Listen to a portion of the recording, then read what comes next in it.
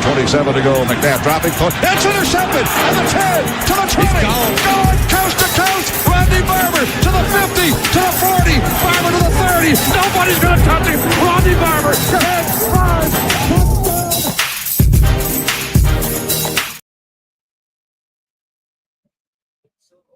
5, touchdown. Good morning, Tampa Bay. Welcome to Tampa St. Pete Sports Connection this May 17th. Live from Ferg Sports Bar and Grill. Studios across from the Tropicana Field in downtown St. Petersburg. I'm Aidan alongside to my right is Ray Kennedy and baseball's Ben Botham. We're working a little bit of a messy schedule today, but today we're going to be talking to Emily Peterson live from Tallahassee. She's talking to FSU Baseball this morning. We're going to have her on in a couple of minutes. And we'll be talking to Brandi Winans, president of the Sports Club of Tampa. And she's a Hall of Fame banquet and author with her new book, Unbreakable Strength. We'll also be ending out the show with John Reger, PGA Tour golfer. So we'll have a jam-packed schedule today on this Tampa St. Pete Sports Connection. So let's rock and roll with Emily coming on right now. Hi, everyone. How are you? Hi, Emily. How's it going? It's going well. The vibes are good. I don't know if you can hear behind me, but there's lots of music, and we're hoping for a big old day 3 at Florida State. You're in Tallahassee right now. They're at the FSU Stadium, right, Emily? I am. I'll give you a little 360 tour. Got the ballpark behind me and got the practice facility for football behind me. They're doing a lot of construction right now. That's a beautiful stadium there. I know I was a graduate of Savannah State University, and you guys actually knocked us out of contention for the College World I didn't Series. know you were going to go there. So I just had to drop that. But you guys have a beautiful ball club there, and just let us know, who are you guys playing today? What's on the docket for you guys? Any big names coming up? Lots of big names on both sides. We're playing UNC, the Tar Heels. It's game 3 of a 3-game series to cap off the year. The first 2 didn't go Florida State's way, but there were definitely stars on the mound. Jamie Arnold for Florida State. He's projected to go #1 overall in the MLB draft this year. Probably didn't have his best night on Thursday night, though. But for UNC, Jake Knapp, he pitched a complete game, 9 innings. The thing that stands out to me the most about that is no walks. So not a great reflection on Florida State there if you're a Florida State fan like me. But game 3, we're hoping to salvage one of this series. UNC won the first 2. And yeah, we're hoping that these good vibes, this great weather, hopefully that translates on the field today. Oh, absolutely. I know you guys have a great team up there, and projected first overall draft pick is spectacular. I know I never got anywhere near that. So I'm sure you guys have a lot of great talent out there at FSU. What are some of the other guys that you have on the team that are kind of standing out? I was always a big guy, like the little guy. Who's the guy that's got like the biggest heart that's out there really making a difference on this team this year? Well, you look up and down the lineup for Florida State, and it's really hard to pinpoint one person. They've all had really nice moments all throughout the year. The leadoff batter, Gage Harrelson, has been really good. Exactly what you want to see in that leadoff position. Sees a lot of strikes, sees a lot of balls. He's been good. He's been very steady Eddie consistent. And then your second guy, Alex Lodiz, he's the real star, I guess. He's not a real big guy, so that kind of underdog, maybe smaller guy that you're looking for, that's probably Lodiz. Definitely not a small guy, but he plays shortstop for us, makes some insane plays defensively, and he's probably been the heart and soul of the team. He's also the team captain, so I think the guys really rally behind him. Moving through, Max Williams, definitely a heavy hitter, hits a lot of home runs. Cal Fisher, kind of a sleeper guy that's been really good. He's actually on a 16-game hitting streak, and really the only guy that's done a lot during this series this weekend. And we played Cal last week out in California, and he had an outstanding week. So there's a little joke going around, Cal loves Cal. So it was fitting. We were at Cal. His name was everywhere. So I think he felt right at home. Drew Farrow had a really great week. He was the ACC Player of the Week. I could go on and on and on about this lineup, but can't not give Drew a shout out. He had 12 consecutive hits, and I don't know when the last time anybody did that in college and pro. Really, really great week for him. So really hoping that his bat heats up here very, very soon for us. Emily, a little bit of hate up there maybe for the Gators in the national championship basketball win. And of course, we got a little hate on you because we're down here in St. Pete and it's getting really muggy. First of all, what's the baseball like the Gators maybe did in basketball? I had to go there. Sorry. Well, you cut out a little bit, but just to real quick, I was actually at the Gator basketball game when they came to town, and I didn't think Florida State looked too bad, but definitely not a basketball school. But yeah, I mean, Florida took the first game in that series against us here with baseball here at home, and that one kind of stung a little bit. And I didn't really think Florida was as great as they normally are. I mean, SEC baseball, you're never a bad program. But I feel like as of late, they've been doing really well. They snuck into the top 25. They're ranked 23 this week, according to D1 Baseball. So it'll be interesting to see how they kind of come together during the postseason. Hey, I'll say this at least. I know I did a little baseball camp down at UF. I wasn't a big fan. I wasn't blown away. But I'll tell you what, when we went up to FSU, it was a hell of a ball field. I loved it up there. A lot more welcoming of an environment. I liked it. Look at you trying to get brownies with Emily here. Come on now. What am I? Hey, all I'm saying is that when we visited FSU, it was. I thought it was a better experience. Nice up there. It's beautiful up there, and you know, I'm sure you guys love it up there. There's plenty of fun things to do. Of course, we were more playing FAMU up there more than enough because they were within our conference. FAMU, Micah. Yeah. Congratulations to Micah. He just graduated from Lakewood on honors, and now he's going to be going there to FAMU. Great baseball player. He's a catcher, Emily, so you guys might want to keep your eyes on FAMU. If Mike is looking to move, maybe the Seminoles could get him in the transfer portal at some point. Maybe, yeah. What's the weather like there, Emily? It would be a far move for him. No, it wouldn't. Hey, it wouldn't be a far move for me. Tell me the humidity's below 70%, and I'm moving up to Tallahassee right now. I love it. Well, I mean, I might be biased, but this ballpark just feels like home. You can't beat it. I feel like just the history. I mean, I'm a huge Florida State fan, so it's hard for me not to sound biased, but the common consensus when people come here is just that they love to play here. The Animals always give you a good time. They are the rowdy Section B fans. People normally remember them when they come by, but yeah, I mean, I feel like you can't beat it. Again, we're joined by Emily Peters, who's live there in Tallahassee for today's matchup with the Seminoles, playing on the diamond here. Yeah. Emily, tell us a little bit about your podcast and your following and where we can go to find out more about Seminoles baseball this entire season. And again, tell me the weather there in Tallahassee today. The weather, I'm not sure the exact numbers, but it's probably around the 80s. We also are hosting softball regionals right now, and they are playing all day long. So shout out to that camera crew. Hopefully they are drinking a lot of water.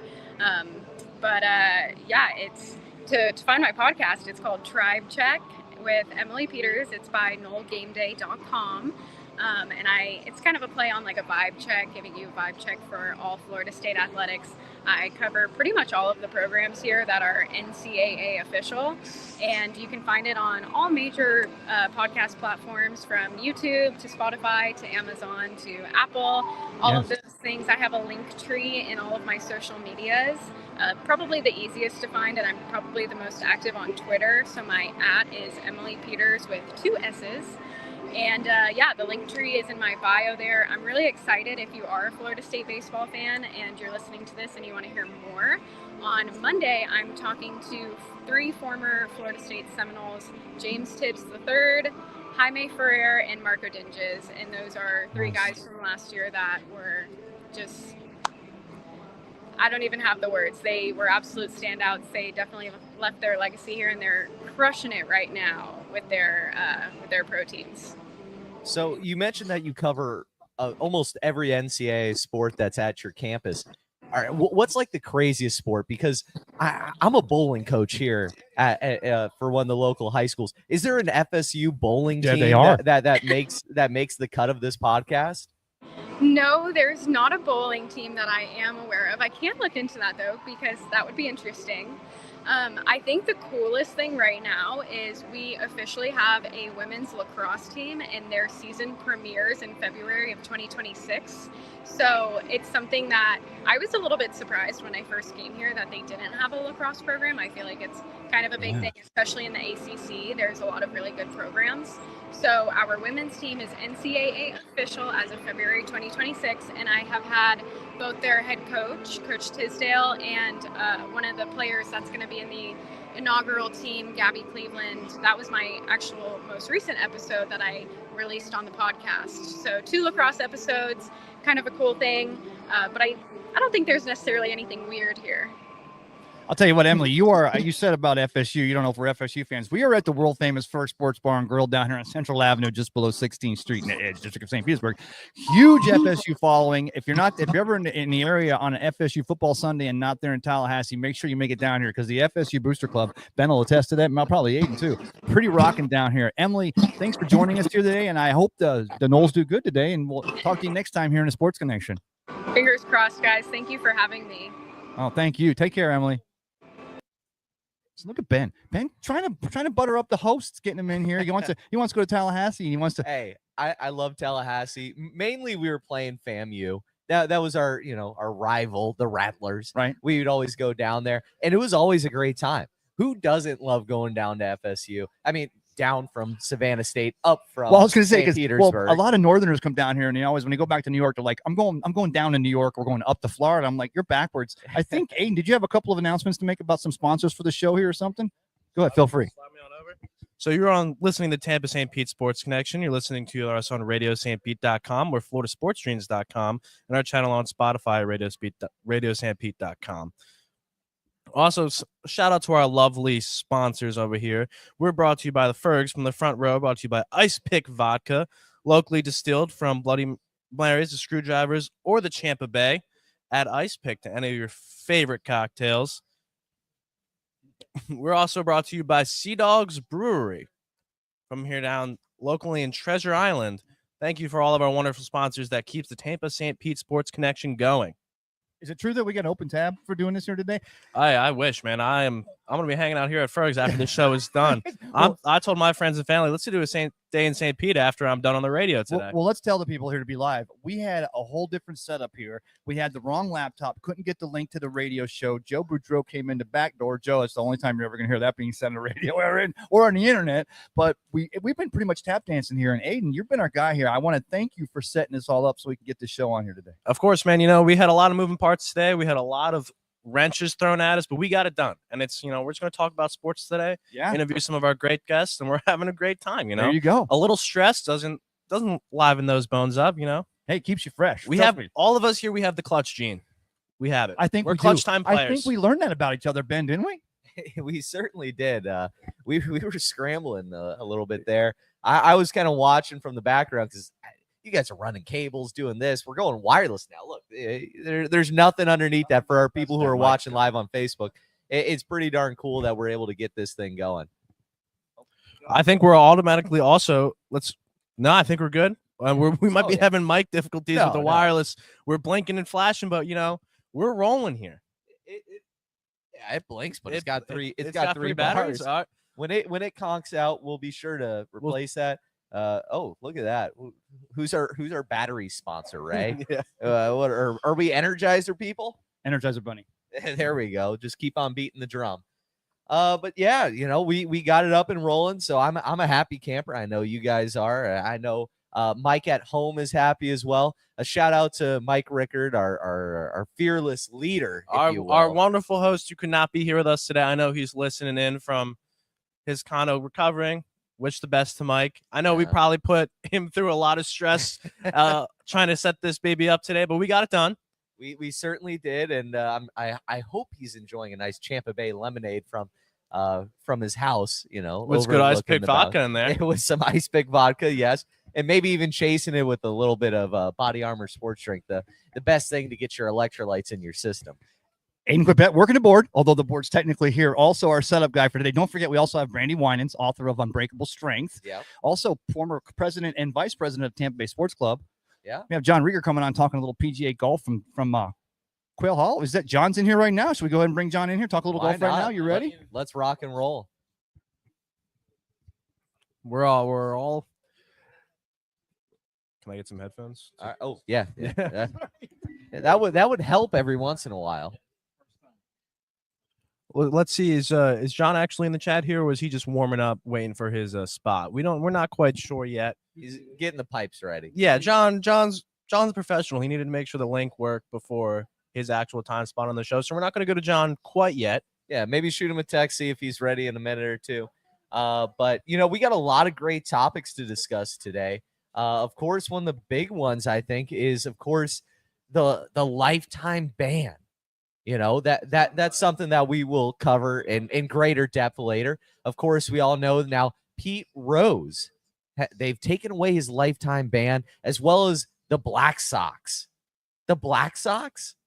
I think that this is a crazy development in Major League Baseball. I hate this. I despise this. Well, move. you're the first person I thought about when I heard about the announcement this week. Sure. I'm like, because we've done so many shows here, you've made your your feelings felt there. Yes, and He had to be in the Hall of Fame, Ben. It's No. Charlie Hustle. No. He's literally okay.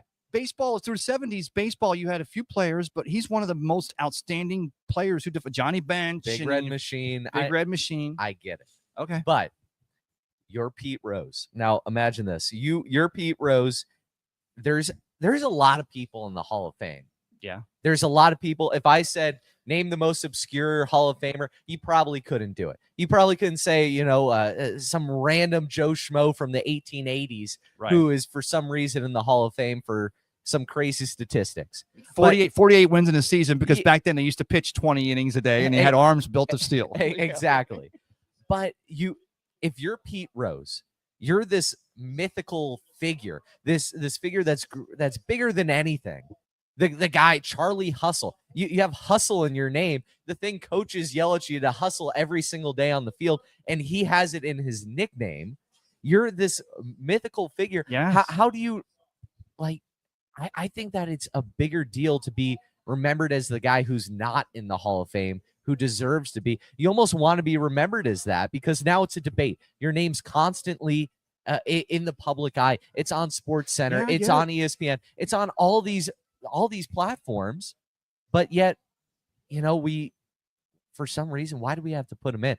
And he broke baseball's cardinal rule. No, that's true, and I don't disagree. And I'm not saying I was always in favor of it, and especially till the end, he was never contrite, right? He never said, "Look," and he said, "Oh, look, I did gamble," and they got him down. They found the text messaging or what have you. Yes. But then, like I told you, I watched the 30 for 30 yesterday with Mark McGwire and Sammy Sosa, the home run chase of '98, right? Coming off the heels of the baseball strike and how that saved baseball.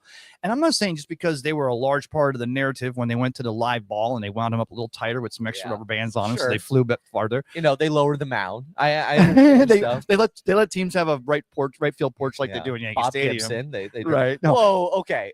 Oh wait. Don't get me going on the news. Fired up now. Let's not get Ben fired up. You're gonna get me on a whole new tangent, because the whole real home run or whatever that new statistic is that they have With the unicorn home run. It's where it's a home run in only the ballpark that it was hit in. Yes, the whole. Well, that's what we're talking about with the Rays Stadium, because everyone talks about how it's a minor league ballpark and how it is so short to left. We're also going to get Ben fired up about that, because we know how Ben feels. Hey, as long as Ben's not gambling on ping pong basement somewhere. That's fair. That's fair. I will say I was at the Rays Stadium, the Rays new stadium over there at Steinbrenner Field for the past, because I am a Philadelphia fan, as people who have listened to the show know. I went to the Phillies Rays series. Look, I'm going to say one thing. It is a spring training ballpark, so there's not a bad seat in that house. Yeah. But it is very interesting watching them hit into the outfield over there, because you can't really stretch a double in that field.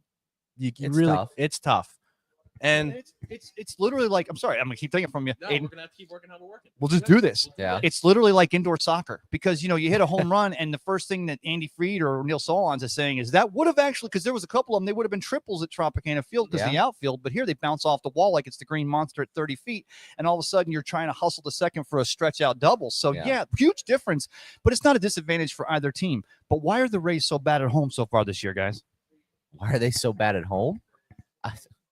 Because you're not playing at home. Yeah. There is no home field advantage. You're constantly playing in a foreign ballpark this entire season. There is no home field advantage. I get you put up some banner buzz tarps over, the Yankees logos and this and that. Cool. That's great. That's awesome. It's still not your home field. It's not the old gray lady, which is right there behind me, struggling to come back.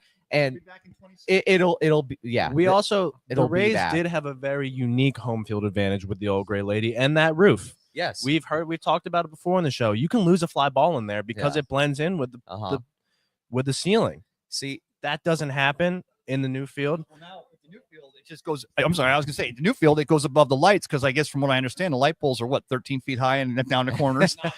Well, but I mean, still, they're both teams are playing. But I pose this, guys, and let me know what you think about this. That every team, because baseball is 162. Ben, you know this. Yes. Short picture yourself. It's a grind. Sometimes a manager's number one job is to keep players from fighting with each other and to keep them interested. Right? You go to movies, you have bowling excursions because you're trying to keep your eyes off the prize. On the prize. Talking about bowling, going back. I guess for you, but. Teams coming in here, every team that comes in here in 27 or 25, I'm sorry, is like, we're back at a spring training. We're going to go out and we're going to go over to 2000 and we're going to have a fun weekend. And it's like spring training. So maybe you get that camaraderie where for the Rays, instead of the advantage of the old gray lady, now it's more of a grind because they're the ones that are here, especially on a front weighted schedule for home game. Now, call me a conspiracy theorist a little bit here, but what I'm worried about, because the new talk is always about Yankee Stadium being too small or the big green monster being an issue. A lot of there's been a weird amount of chatter about the size of ballparks, and especially with the new statistic that they've added this year. I'm a little bit nervous that this is maybe a push to standardize baseball fields. I despise that because that's some of the magic of the game. I completely agree with you on that one. What has happened under Rob Manfred's leadership of baseball is the sterilization of baseball. Baseball has been sterilized from every aspect. It's lost the heart that baseball has that really kind of, brought fans in. It's that idea of Americana. It's got a soul to it. It's got something a little special. The game wasn't supposed to be perfect. There's supposed to be weird little things like a ball breaking the glass in the scoreboard of the Reds of Fenway Park, and a ball going in there. That's silly, but that's baseball. That's the fun of baseball. It's a catcher or it's the runner from third trucking the catcher, and a little skirmish breaks out. A little Donnybrook, if you will, if we're using old school, terms. But you talk about the standard. There's no way. It's almost as much of a racetrack like Le Mans or Daytona or the Indy 500. The different lengths of the outfields and stuff through baseball. That's literally probably next to the players themselves, the most unique and funnest thing about baseball aspect overall. Yeah, I really hope that this isn't a push to try and change ballparks. No. But we see the Orioles doing it. They're changing their ball field a little bit. They've brought in the fences but raised them. And you see the Astros. They got rid of, what was it called? The little hill in their outfield. Oh, yeah. Well, the Royals used to have that, too. Or even did Philadelphia? Who had that where you went uphill in the center field to up and I think it was that. It had like a special name to it. I forgot the name of it off the top of my head. But you're losing some of the character. Yeah. A white roof on a ballpark at the old gray lady. That's something special. Yeah. It doesn't make any logical sense. Absolutely not. No. I'm not arguing for its logical merit. I'm arguing for its uniqueness, right, for the heart of baseball, for what makes baseball fun, the quirkiness of baseball. Well, I'll give you this. If I'll go this far to say, if there was a long-range plan to make these fields standard or to allow teams to move in and out accordingly, then you're going to build that every year, depending on whether you got power hitters or single, punch runners. I mean, the ball club has the power to do that. Yeah, but then all of a sudden, that even takes away more from, obviously, like you were saying, from the historical value of baseball. We've already talked about, Barry Bonds is the home run leader, but he may never see the Hall of Fame. He never will see the Hall of Fame as long as I'm alive. But that takes us back once again to the whole single season home run leader. Let me go ahead and paraphrase. Yeah, single season home run leader. I mean, if we want to talk guys who have hit the most home runs, let's talk about Sadahara O. I mean, he's the man with like 800 Oh. home runs. Now we're bringing across the pond. We're bringing all this stuff. Let me ask you this. Make sure you tell John Reger. He's been in the back room. We want to talk with John a little bit preview. John's good. He doesn't want to come on to schedule. Okay. Oh, brother. All right, Okay, cool, good. He's just in perfect. there. He's enjoying the show. John's a professional. He needs to make sure he's in the green room for a couple. John's a professional. He wants to make sure he's in the green room for a couple of hours, listen to the show, get the Yes. vibes going, and then Sure, of course. he'll come in and blow the roof off Big- the last second of the Big show. vibes guy. Yes. Make sure you tell him I apologize that as you requested on your stipend, we didn't put the big bowl of green only M&Ms that he requested. So he's still going to go on. So that means he's a star, not a prima Yes. donna.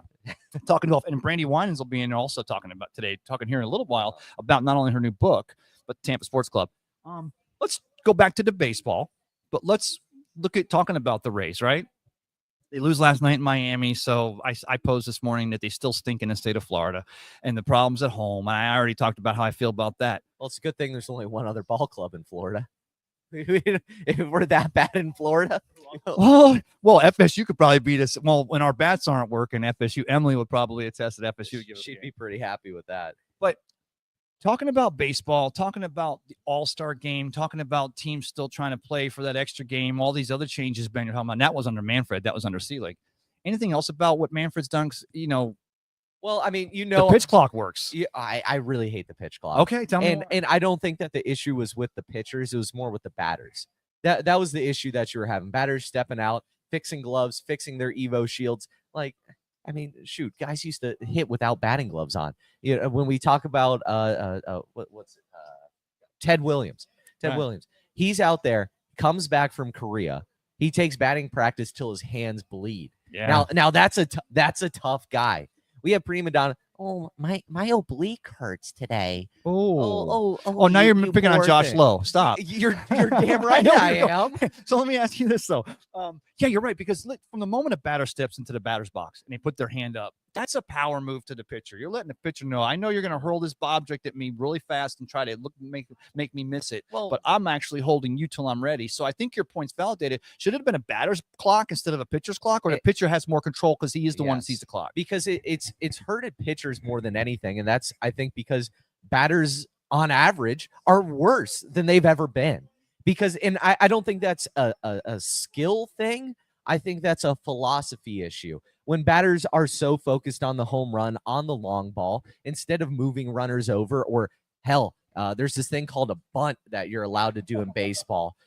We're so focused on the torpedo bat. Let's focus on a bunt bat. Hell, I don't know. It just drives me nuts. I agree. There's the lack of small ball in the MLB today has really destroyed some of these teams. I see it with the Phillies myself when I'm looking at Bryce Harper. Amazing player, but he's swinging so hard all the time.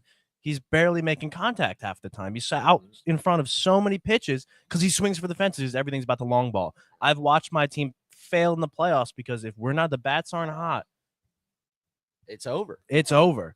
If the bats aren't hot, it's over. It's long ball or die. There's no more getting it out into the outfield and it's just stretching. Good baseball, good running of bases, and moving a player over. The only player I see doing it on the Phillies right now is Trey Turner. Mhm. But the Rays do have some of it. Chandler Simpson leading off, fastest player in the MLB right now. Yeah. He is an exciting prospect coming up. Why doesn't he bunt the ball more? If That you're exactly. that fast, Yeah, if you're Yeah. that fast, his infield singles are amazing. yes. the best in baseball. Yeah. It drives me nuts, their inability to do that, and especially now that baseball is so much more focused on offense, and the idea of baseball being a chess match, it's switched to checkers. You know, the pitcher can't pick off as many times as they want to first, second, or third. What's this? Give me this. What's the advantage or disadvantage, or why are we doing disengagements? I get it that could be a time waster too, but I still don't understand when I go, well, that was his third disengagement, so now the runner lead off 55 feet because the pitcher can't throw behind him. He really can, because if he picks off and doesn't get the batter out, or the runner out, excuse me. Tell me this. Then it's a free base. Is it a free? Well, if he steps off and doesn't get the batter, doesn't get the batter off, does the batter get the base? Because No, the batter doesn't get the base. I'm not sure if I can't remember if they get a ball, but I think if they disengage more, it's a balk. The it's- batter does move up. The batter, it's a Is balk. that- It's okay. considered a balk. If he disengages more than he can only disengage on the twice. third It's on try. the third try. If he does not get him, then it is a balk, I think. But if he gets them. So it's almost like it's a gamble. It is a gamble. yeah. Yeah. I think if the Yeah. And I don't know why more. I mean, because pitchers aren't picking off as much. You're not going to have teams really utilizing it, but it gives the runners an advantage. You shorten the base paths by adding bigger bases. yeah. And now people are even talking about doing the double bag at first base. I feel like I'm in Looney Tune land over here. I think the whole plan from the MLB is to make the game more exciting, which makes Ben Botham's blood boil. But I will say the MLB is more popular than it's been in a long time due to this faster paced game. I don't think that it's because of the speed. I don't think that more people are watching the game because it's faster. It's the same length as a football game. Before they instituted these rules, a football game's 3.5 hours. So was a majority of baseball games. And extra innings is what's exciting. You took the heart out of the game. It's not that people weren't watching because of this, that, and the other. It's because of you're not on enough platforms, because it's so hard to watch your team. And it's also because ESPN wants to glaze basketball 24/7. Well, they don't have the contract for baseball anymore. Because they never showed them off. Well, they're going to push their sports book in basketball because that's how it works. I'm kidding. Look at how much taller he gets when he's on a soapbox. Let me ask you this, though. Are we saying we're against? Because I'm sorry. It's 11:30 midnight. I want to see my team win or lose. Let it go. But the runner on second to start the 10th inning, that's not a good thing. Horrendous. Because it's, first of all, it's not fair to the pitcher. I'm a pitcher. That's going against my ERA. How is that fair? How is that fair as a pitcher to start a runner there? That goes against everything of baseball. That doesn't go against your ERA. It's not an earned run, the runner on second. It's an unearned run. But I get you're going to take the loss. Yes, you still have to take the loss. You do still have to take the loss. I get where you're. It definitely makes you approach the batter different. And also, starting a guy on second, you're not covering up. That boy can see right into your glove sometimes. He's relaying signs. Which is part of baseball. It is part of baseball. I'm all for it. I'm all for it, but that does bring a strategic problem for the pitcher. The game is not for pitchers right now. It is a hitter's game as the MLB has evolved. 100%. And still it's floating around about moving the mound back. They want to change every little thing about this perfectly imperfect game. And it boils my blood that Rob Manfred thinks that this is the way forward. Let's bring in sports books. Let's invalidate the integrity of the game and bring in all these sponsorships. And that's why they had to let Pete Rose back in, to bring it back in. They had to let Pete Rose back in. They had to bring in the Black Sox. Are you saying that bringing Pete Rose in was almost like letting them do steroids in the 90s? It's baseball's way of trying to continue to build that. It's pub is bad pub. Because it's hypocritical. How can you have MGM? How can you have FanDuel? How can you have Hard Rock? How can you have every single betting company out there sending you millions upon millions of dollars? And having official sports book of the Tampa Bay Rays, official sports book of the Red Sox. Well, let me go here. By the way, comment. We're doing this simulcast. We're on Radio St. Pete all over. We're also doing this live. Your comments in the chat here on StreamYard will be read here on the show. If you have anything to add to this narrative, as Ben going to try to get him off that soapbox where he hurts himself. Aidan, you're at the University of Tampa right now. What is this thing about now? They're letting NFL college athletes bet on pro sports, but they're not allowed to bet on their. I mean, how is that thing working out? And has that been a story on college campuses? Well, unfortunately, at the University of Tampa, that doesn't affect us because we don't have a football team, which does hurt me. But I think that's fine. I think if you're an NCAA athlete, you should be able to bet on pro sports, and it makes sense to not be able to bet on NCAA sports. Well, wait. What do you think? You don't think NCAA should be able to bet on pro sports? Absolutely not. Why? Well, okay. So I was an NCAA athlete. Yeah. I was a Division I athlete. I had to sign the paperwork that said I couldn't even do scratchers. Like we weren't able to gamble at all. So wait, you're burn ass about this because you weren't allowed to. So I got issued about the NIL as well. I couldn't even get like a sponsorship from the local chicken shack down the road to get like a free meal every once in a while. So I have an issue with all of it, but I think that you're sending the wrong message to players at a young age. Yes, it's okay to gamble. Yes, it's okay to bet on games. I don't think that sets a good precedent for these players that think that, okay, I've been doing this for the past, well, now they could do it 8+ years now, because now there's almost unlimited eligibility in college sports. And now you're saying, hey, you can gamble, you can do all this. This opens the door to players doing dangerous things, gambling on their own sport, or saying, hey, this is a crappy team, I'm going to strike out 5 today. Throw money on that. Do all kinds of crazy stuff. It does. And it wraps back to the whole Pete Rose. This is how we started this narrative. But before we get off of it, I want to go ahead and say that I've seen your pitching style, and I think you would have been a lot better going after a sponsorship from like a submarine shop. Hey, I would have done it. I would have done it in a heartbeat. Baby. Hey, I was always going to Larry's Giant Subs.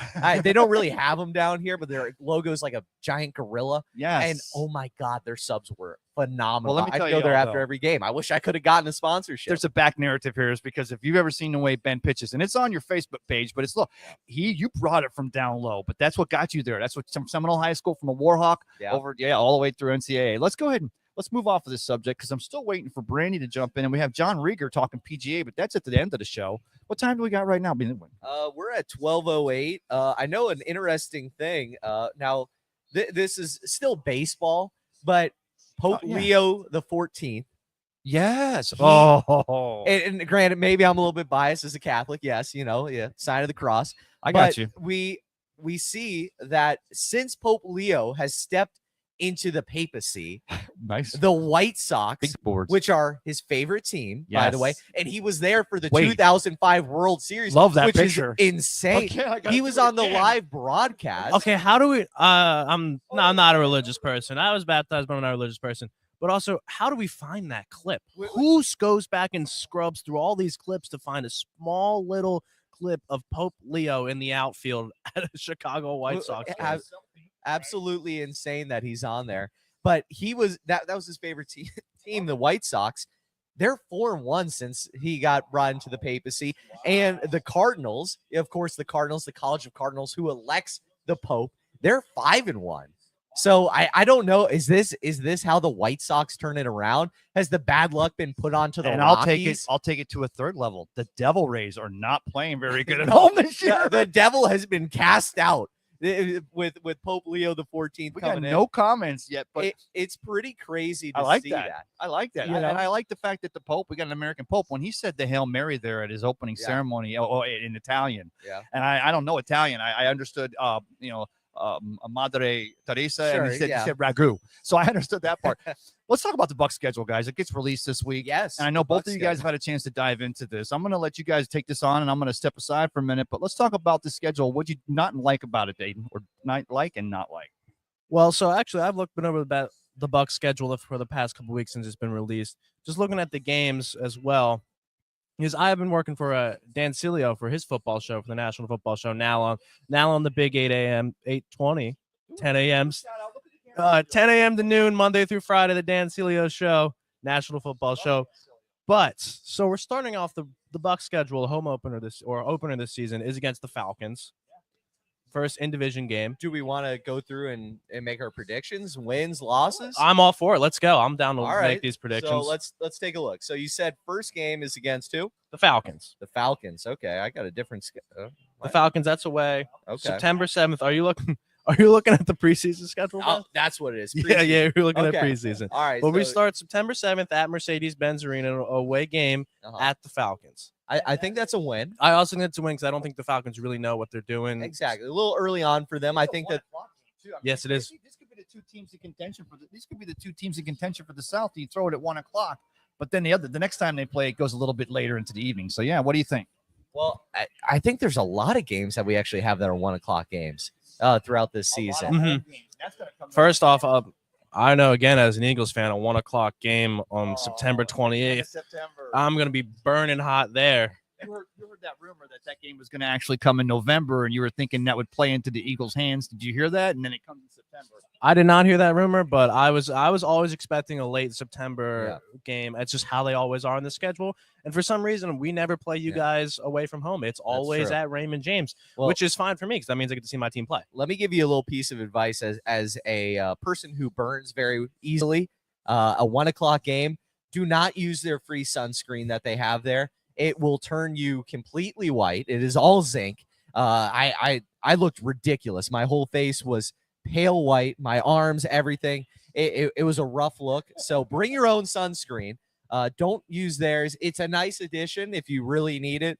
But I was in the bathrooms there at Raymond James Stadium for about 30 minutes trying to get this stuff off me. I look so ridiculous. All right, so let's get back to the schedule here. So we're thinking this is a win for week 1 against the Falcons. Absolutely. And then they play the Texans, I think, also away at NRG Stadium, September 15th, second game of the season. I think that's a tough one. That's at 8 o'clock. That's an Seven- It's 7 p.m. 7 p.m. game. Yes, 7 p.m. I do think that's a win for us. I think that we come out ahead there. I do think it's going to be tough. It's going to be one of the close ones. I think this is a game where maybe they come out and they're like, the Bucks actually have a chance this year. The Bucks are looking hot. The Bucks are finding a way. I think that one's a little tough. We're probably stuck with 2 mics here, Ray. On four. Third port, but no, I was going to say 100%. That's our first nationally televised game in the 7 o'clock start, which is weird this year because in the years past they've done where the one game starts early, the second game starts like at halftime. But this year they're keeping the West Coast second game at 10 o'clock. The NFL just continues to flex its muscle about there. You're going to tune in, you're going to bet on it, you're going to watch it, and you're going to take it, right? Yeah. They are easily the most popular sport in America, and they're the biggest. They're the biggest, and they're the best, man. Not the best. Well, okay, right now they do put the best product on the field. Once again, baseball, figure it out. Yeah, the NFL, they've really got a lockdown. They have the thing going, and they are by far the most popular sport in America. But let's move on to the third game, the Jets. So I think this is the first home game of the season. This is going to be the home opener, September 21st, a 1 p.m. game again, so hot. And I don't think the Jets are going to be ready for it. I I don't think the Jets have done anything to make their futures brighter in all reality. I think Justin Fields was a swing and a miss again. I don't think he's really going to do much for them at quarterback. The Jets have some talent, but they really just can't put anything together. But in his defense, he will not be the Jets' Achilles heel in 2025. Oh, that was pretty funny. I mean, I'm not an Aaron Rodgers fan, so you can take any shots at Aaron Rodgers whenever you want. But look, I think out of the first 3 games of the season, the only one I can really see the Bucks dropping would be against the Texans. I think that's fair. I do think that we come out. I think we come out strong with those first 3, and I even think into the next week against your Eagles. I think that we come out and actually surprise and upset the Eagles. I will look. You've had our number for the past 3 seasons, but it's impossible to win 3 games in a row against a team in the NFL. And it depends. Last year, we look back and we're like, I was at that game sitting right. I was also at that game. And we waxed you guys, but you did. But that was starting wide receivers. Both our starting wide receivers out, and one of our best linemen out. Also, it was a very different team before we switched to the defensive scheme that Vic Fangio had running. That was before our savior Cooper DeJean was in at the nickel. Oh, Cooper DeJean. And I'm not going to give you too much run. You guys won the damn Lombardi, so we'll let you finish your piece here, Aidan. But look, I will tell you, the Bucks are one of our boogie teams, but this year I think we're putting you guys away. It's not going to be that regular season that we gave you in 2023 where it was a blowout, no problem. I think this is going to be a shootout because look, Baker comes and he knows how to deal with a Vic Fangio style defense. It was death by 1,000 cuts for us last season. Everything was 3 to 5 yards. There was no real big shots. There was that one Sterling Shepard catch that made me lose my mind because why is Sterling Shepard catching a football against my team in the Big 2024? Yeah. But I do think this is going to be the Bucks' loss. The Eagles were coming off the Super Bowl, big heavy team. I'm still thinking that the Bucks are going to do well, but they're not dealing with the best team in the NFL, the most talented team in the NFL. So it'll be a drop. I still think the Bucks are going to come away with that one. I think that our first loss is actually coming against our next week, Bucks versus the Seahawks. Well, let me expound here, and I'm gonna let you go. I'll let you say. I think that coming after an but Eagles, why for you does that look? Because I'm looking at that too, and there's a reason, but I want to know what you're thinking. I think we come off of an Eagles victory. I think we come off hot. I think that we come off like excited, thinking that because then according to my predictions, we're undefeated up until that point. 4-0, week 5 at Seattle. And I think that we're coming in there a little overconfident. I don't think that we're going to come in with the momentum that we need, even though we should have that. Right. I think that we're going to kind of sleep on Seattle. And I'll tell you why I'm going to expound on your statement there. That's also a Leo word. Is that after we Peck's week 1, right? He's an assassin in the pocket. But then week 2, CJ Stroud, always a threat always a threat to run out of the backfield. Week 3, Jets, threat out of the backfield, Justin Fields, right? Then week 4, we got Jalen freaking Hurts. So we play quarterbacks 4 weeks in a row that are a threat to run, although with Penix in his knee, probably more of an assassin in the pocket. And then we go cross country to face a Sam Bradford or Sam Darnold. And also, I'm going to tell you right now, we don't know if Sam Darnold will be the starting quarterback. Oh, okay. There's been talks out of Seahawks camp that Jalen Milroe is really impressing. So that could be a 5th week in a row. It could be. I think it will probably still be Sam Darnold. I think if the Seahawks were smart, they give Jalen Milroe a season to develop. Yeah. But he needs it. There have been talks that he's been really impressing in camp so far this offseason. And I would not be surprised if he is the starter by week 4 or 5. Because, look, I think Sam Darnold is a one-season wonder.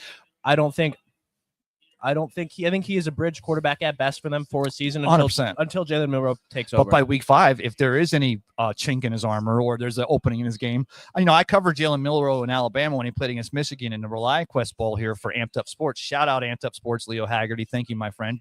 And I got to meet Jalen Milroe up close and personal, and I was impressed with his physical size, his strength. We've been like that all along. He's no Ward. He doesn't understand yet how to play the pocket game, which is why it probably takes him that full season in the pros. But if they're 1-3 or 0-4 at week 5 against the Bucs, they might just put Milroe in there, and that could be a narrative as well. I think the Seahawks are going to be a sneaky team this year, but I do think I agree with Ben Botham here. No matter if you do get the win against the Eagles or if you lose against the Eagles, I think you drop the game to the Seahawks. Yeah, I think the Seahawks are going to be a sneaky team this year where they're going to be streaky. They're not going to really give you anything to go off of when there's going to be parity in their game where they could beat somebody big, or they're going to lose to somebody like the Raiders who are just getting their stuff going. I'm going to set you guys up for this next one. So let's get past Seattle now, right? So we're thinking we'll work at the record at the end of the season. Next week, we got the big man who's now come off $2.5 million for the first 2 years of his career, gets the big $50-something million contract, and Brock Purdy, $181 million guaranteed. I still think that there's not enough tape on this guy. What does that mean? Again, second week, maybe if Sam Darnold's not in week 5, maybe he's the first true pocket pass for the Buccaneers defense season 2025. Look, I think Brock Purdy is a solid quarterback. I think it was definitely the smartest thing for the 49ers to do to sign him. Anyone who doesn't think that signing Brock Purdy was a smart decision does not know ball. I'm going to put that out there right now. Brock Purdy is a legit quarterback. I would say he's in my top 15 of quarterbacks in the NFL. Does he rely a lot on Kyle Shanahan's scheme? Of course. Does he rely a lot on his weapons? Of course. But he did get them to a Super Bowl. You cannot deny that Brock Purdy still got them to the biggest game that he's ever played it. He was, and then immediately they started dissecting the team, and of course DeMeco Ryans was a big part of that defense when they got in that Super Bowl. He's now the coach in Houston, and then Bosa. It depends on the health of this guy. Also, is Christian McCaffrey going to be any kind of an impact player in 2025? Does he stay healthy? I mean, that's the number one thing. Do the Niners stay healthy in general is the number one thing. Yeah, I don't think they will be as good as people are predicting because I don't think it's just injuries that led to the Niners' downfall last season. I think the Bucs have the Niners pretty easily. I think the Niners will struggle again, but I don't think it will be on Brock Purdy. I don't think people can say, "Oh, Brock Purdy's Mr. Relevant. It's going to be his fault." No, Brock Purdy definitely struggled last season, but still, his EPA per play is fantastic. I also believe in him. I think he's a dude who's going to turn around. He's not going to be a top 10 quarterback. But he's a great guy. He's a consistent guy. He's better than they've ever had for a while. Yeah. We got a comment. I got to do comments, guys, since we're doing this on the stream platform. And, of course, let's see. First comment in here.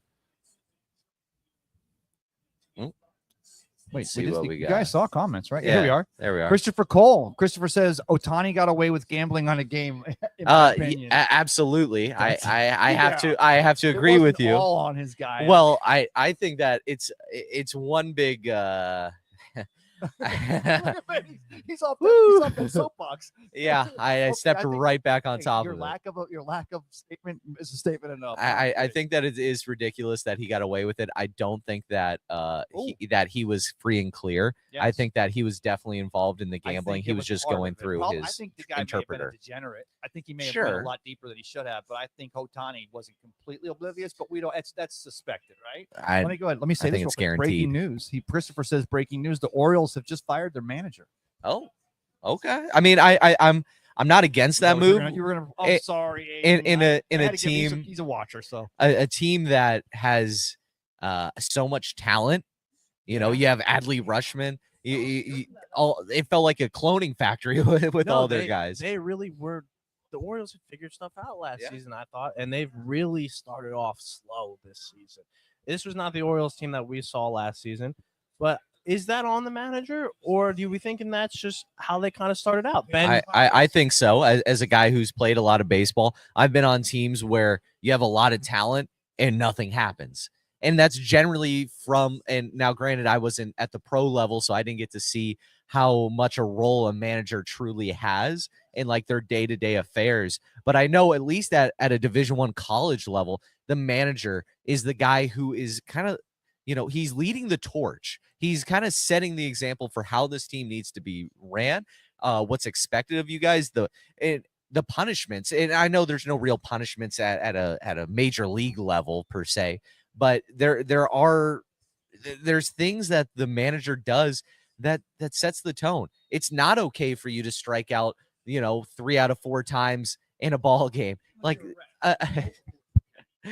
yes, but I do think that someone has to set the tone, and that starts with the manager. You have the talent. You have these stars, young stars, but stars that should be able to get the job done, and it doesn't reflect how their performance has been so far this season. I mean, I agree. I think we should roll this back to our Bucks talk, so we don't Completely ignore that's that fair. segment. That's fair. But you're still listening to the Tampa Bay St. Pete Sports Connection, brought to you by Body Armor Sports Water and Ferg Sports Bar and Grill. Hopefully soon we'll get Brandi Winans on. She hasn't hopped into our. I was gonna say, author of Unbreakable Spirit, right? Unbreakable Strength. Thank you, Aidan. That's why he's our guy here. He's our AP guy. Also, like I said, she just stepped down and for the president, and she was vice president in 2023, but then she was president for the Tampa Bay Sports Club. You know what? Brandi's in right now. Let me see. Let's see if we got Brandi. Well, let's see. I can't get her in here. Looks like we don't have any audio, Brandi. So if you can maybe allow your speaker on there, and then we'll get you in here. But and also I wanted to do a shout out JP Peterson, who he's a guy. He's our guy. I like him. I've done shows with JP. He's going to be working the what do you call it? Where you auction the auction for the Tampa Bay Sports Club in 2025. And he was on. I said something on his JP Peterson show the other day. They're on Fanstream Sports. Maybe Brandi's just in, but she hasn't. Let me see if I can. Yeah, because I'm not hearing anything from her yet. I cannot add her to the show. But we could talk a little bit about the schedule, because now the Bucks are going to the Lions. Yeah. Look, I've had a couple friends who are Lions fans down here that I've met coming from Michigan. I think the Lions are a 9-win football team next season. I'm a big fan of the Lions. I love the head coach, Dan Campbell, right? I love Dan Campbell, but sometimes, man, look, there is something about, I will say, I think people put too much stake into coordinators become coaching. I don't think a coach should have to call plays. As we've seen, look, as my Eagles have shown, Nick Sirianni, who did call plays for us a couple seasons ago, won the Super Bowl without calling a single play for us. But he's got Big Dom. I mean, that's all you need is Big Dom. But hey, go back. I just realized, guys, because we were looking for the hard part of this Buck schedule, and this everybody's been talking about, back to back going from the Niners. Fortunately, we played Eagles, Niners, Lions. Then at Detroit, still trying to get that. But we beat them last year there. I think the Lions is a loss. I don't think. I agree with you, Ben. I don't think the Lions are as good of a football team, but I do think their defense will be a lot for the Bucks to handle. Yeah, I love the Bucks running attack right now with Bucky Irving, but they can shut that down pretty quick. I'm going to call from Brandi right now, so I'm going to pass this mic over to Ray and help her figure out. I'll tell you what, and then that also, the narrative goes even deeper because, again, what you have at quarterback in Detroit, also a sitting in the pocket type of Jared Goff. I love Jared Goff. He's always my fantasy guy. I mean, I love having him up there. He throws the ball. He's a long ball kind of guy, and I like that. I love the Lions as much as I am a Bucks fan. I root for them. You can't not. We used to be in the division with them, the NFC Central. It was a black and blue. Yes. And Wayne Fonts, that ended up becoming the head coach, was our DC under John McKay in the early days. And then when we were at it, I rooted for us to beat them, but then we were out. I'm like, let them. When they won that game last year, that playoff game, and it was the Bucks, right? And that place was crazy. And I was like, that hurts so bad. But somewhere deep down.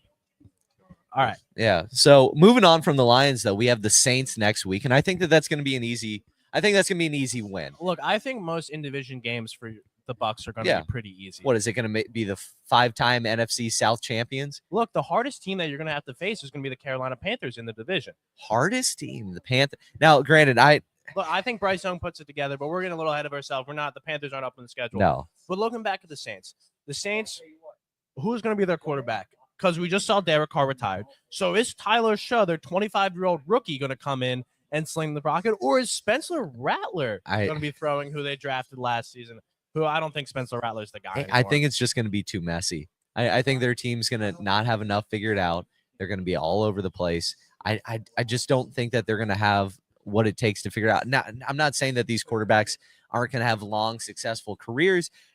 It's too early. It's too messy. They don't have it figured out, and they haven't had it figured out since Drew Brees left. The Saints have been a struggling team for a while, and it doesn't even matter. Even when Drew Brees was there, he was surrounded by nothing. He had Michael Thomas and Alvin Kamara, and that defense was good for a little bit when they had the Honey Badger, and because they were a thorn in our side.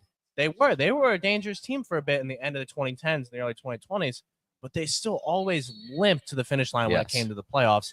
Right now, I think the Saints are unfortunately a dumpster fire. Yes, look, I think that's an easy win. That's an easy win for the Bucs. Moving on, though, then you got to play the Patriots. I think that's just as easy of a win, if I'm being 100% honest with you. I'm going to say right now, the Patriots they took big swings in the offseason. They spent the most money in the offseason, and I will say it. I like their quarterback, man. I am a Drake May believer. It pains me to say I hate the Patriots, but I am a Drake May believer. I just don't think it's the job. Drake May believer. You're gonna bring we'll bring the monkeys in.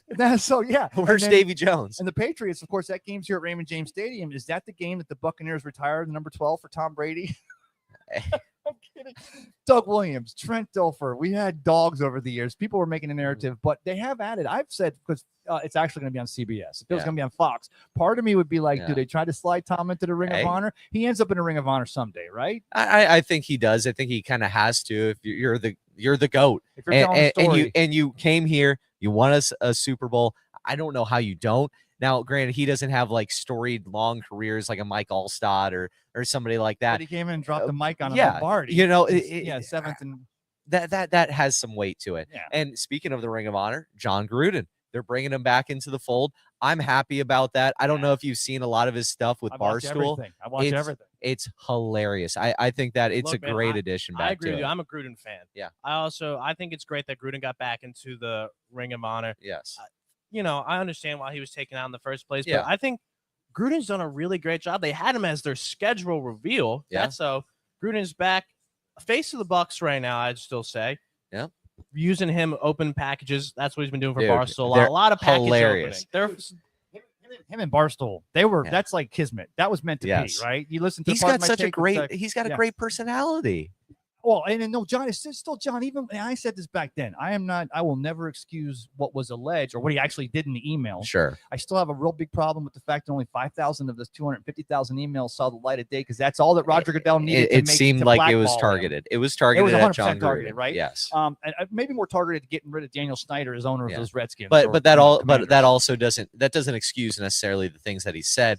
But I do think that it was targeted, and I think that he does deserve to be in there. Yeah. Guys made some mistakes.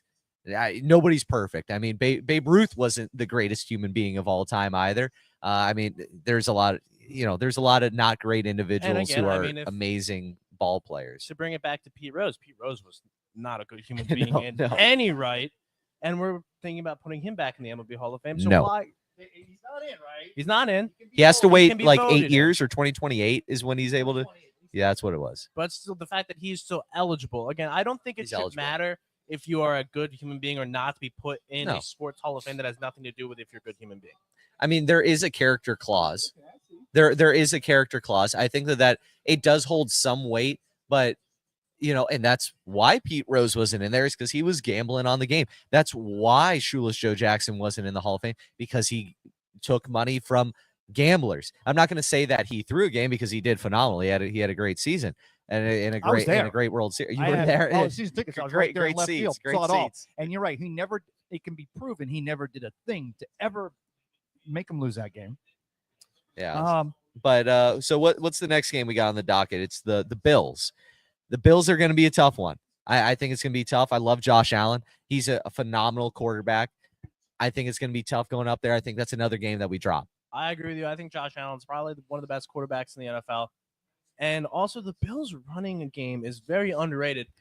We now see that the Bucs do have some amazing run stuffers with that 460-pounder they just undrafted free agent out of Florida, plus Vita Vea. Yes. So they can stuff you up the middle, but I do worry your whole secondary right now is going to be rookie corners. Yeah. That's going to be dangerous when you're playing someone like Josh Allen, who's not afraid to sling it, who's not afraid to run it. And any receiver he has can catch a ball. Yes. It doesn't matter. Matt Collins was his number one receiver last year. And I'm sorry, Matt Collins is not the greatest receiver in the NFL. He's not even a really great number 2 wide receiver in the NFL. And Josh Allen still won MVP with him as his number 1. Yeah. So it's still crazy that our receiving core with Chris Godwin is our number 2. Should it be number 1? Should be number 2 with Mike Evans at the top. And of course, our first, the Bucs just keep rolling with that. But I do like that because with the young secondary. All right. I apologize, Brandi. I am so sorry. So Brandi, it looks like Brandi Winans is going to have an issue joining us today. I really want to talk with her about her new book and the Tampa Sports Club, but it looks like it's not allowing her device. We'll have to get her on next week. We apologize for that greatly, but we'll definitely make sure to hype it up on our socials. Your new book, of course, Undeniable Strength. Undeniable Strength. Very excited for that release. Make sure you guys go out and find that on Amazon. It's available now. You guys can go purchase a copy. But once again, we'll try and have her on next week or the week after. We'll find a way to get her on to really. Like I said, this was crazy. If you're just joining us right now, we're reading comments. Oh, we got another comment on football. Can we throw something? Yeah, let's get it. Chris Cole's my guy. He says, I hope the Saints' new head coach, Kellen Moore, right, changes their dirty playing style, but I doubt it. Oh, is it a little bit? Is it the Big Easy or the Big Greasy kind of swagger? Because it's not like Mike Williams is their defensive coordinator anymore. But I mean, the moment they fired Dennis Allen. That made me relieved because Dennis Allen's defense was one of the biggest bugaboos, to use that word a second time, for the Buccaneers in this division. And, of course, that was with Drew Brees, the quarterback, and Sean Payton at the head coach. But Kellen Moore, you guys talk about – I know we talked about it's not going to be Rattler. And you got Huck in there. Wait, Huck? Tyler Shuck. First. I'm not good with names. Again, man. Look, Kellen Moore was my offensive coordinator for the Eagles last season. Won a Super Bowl. I don't give a lot of that credit to Kellen Moore. I don't think he was the greatest offensive coordinator. Again, I have a problem with the NFL's obsession to hire signal callers as their head coach.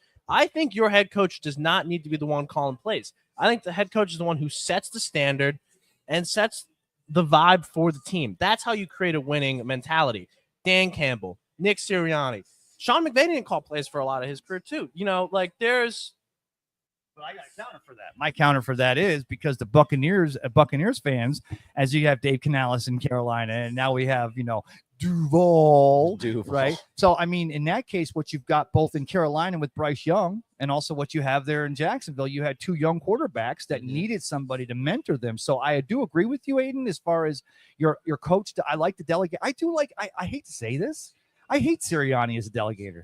Because he's a Sirianni, and he delegates, and of course they just do so well with that role. But that's the culture that he created at the team, the same that Dan Campbell created at the Lions, where it's you might knock us down, but we're gonna bite you on the way back up with his famous saying. I'm gonna trust my coordinators to call the plays and build the relationships. Yes, because there's a lot a coach has to do in his daily schedule. They have to watch film, they have to go to practice, they have to do all this, and on top of that, drawing up and calling plays, that's adding another wrench into them that drains you out. It doesn't let you do as good as the other stuff.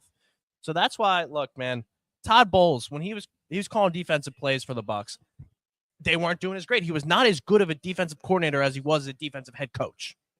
Ooh. Because he had more responsibilities to deal with as a head coach. His defenses were not as good when he was the head coach compared to when he was the coordinator. Okay, no, and you're right. First of all, when he was a defensive coordinator under Bruce Arians in Arizona, and they had Chad Palmer. Why am I dropping names today? Because we didn't talk about that. It's an on-mic moment. It's okay. That happened to the best of us. Because I'm the oldest guy.